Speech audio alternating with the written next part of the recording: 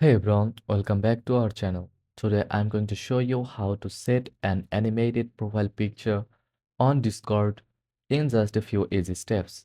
Let's get right into it. First of all, open the Discord app or website and log into your account. Then follow these simple steps. Click the gear icon at the bottom left to open user settings. Click edit your Click Edit User Profile to access your profile settings. Tap Change Avatar or click your profile picture in the preview section.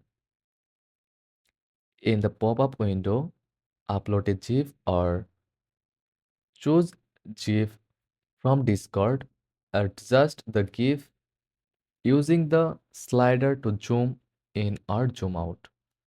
Then click Apply to save. Finally, press ESC to exit user settings and you are done. And that's it. Now your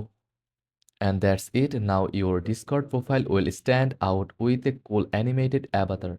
If you found this video helpful, hit that like button, subscribe, and drop a comment if you have any questions. Thanks for watching.